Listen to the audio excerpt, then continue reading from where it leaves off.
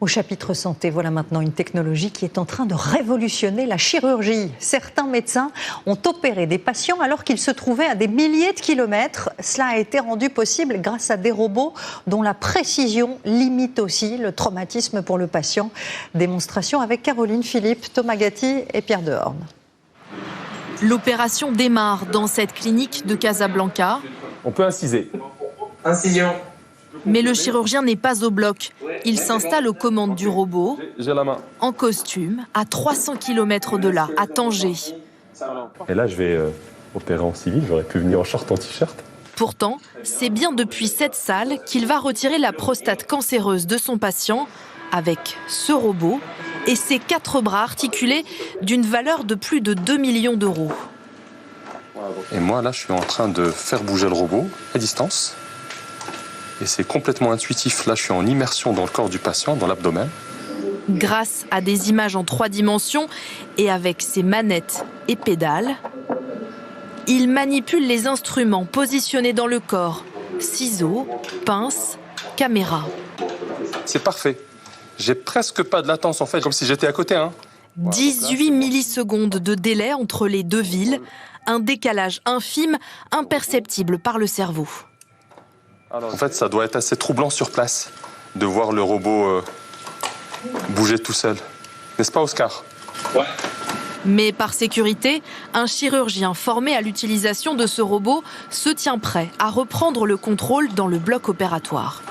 Attends, enlève ton aspirateur. Les 2 médecins communiquent grâce à un micro, un écran et une connexion par fibre optique sécurisée entre les 2 hôpitaux. Après plus de 2h30 d'intervention, c'est le soulagement. La prostate du patient est retirée. C'est un travail d'équipe. C'est toute l'équipe en fait qui a participé à ça. Moi, je n'ai fait qu'opérer, entre guillemets. Un savoir-faire précieux, car au Maroc, c'est l'un des seuls chirurgiens à maîtriser ce robot très précis qui laisse beaucoup moins de séquelles qu'une opération classique. L'idée, c'est d'avoir un réseau d'enseignants de chirurgie robotique qui peuvent se connecter à tour de rôle et aider leurs collègues qui sont situés n'importe où, au Maroc, en Afrique, en Asie, pour qu'une grande proportion des patients puissent avoir accès à cette technologie qui donne de meilleurs résultats pour eux. En effet, le lendemain, son patient s'apprête déjà à rentrer chez lui. Sa fille Ouda est à son chevet. C'est moins invasif et il va pouvoir continuer son activité quotidienne. Il est sportif, il est actif, donc on est rassuré qu'il va pouvoir continuer à vivre sa vie normale après la chirurgie. Pour aider les chirurgiens marocains à se former, des Français pourraient partager leurs compétences, comme le docteur Gaston, l'un des pontes de la chirurgie robotique en France. Lui aussi s'essaye à la longue distance.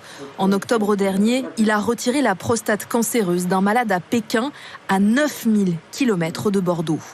Dans cette clinique, au quotidien, il opère aussi avec un robot, mais toujours à quelques mètres de son patient. On fait un peu le tour de la veine. Impossible pour l'instant de réaliser une téléopération entre Bordeaux et Lille, par exemple, pour une question de responsabilité.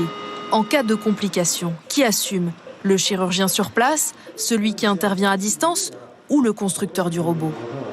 Pour le moment, ce n'est pas du tout encadré.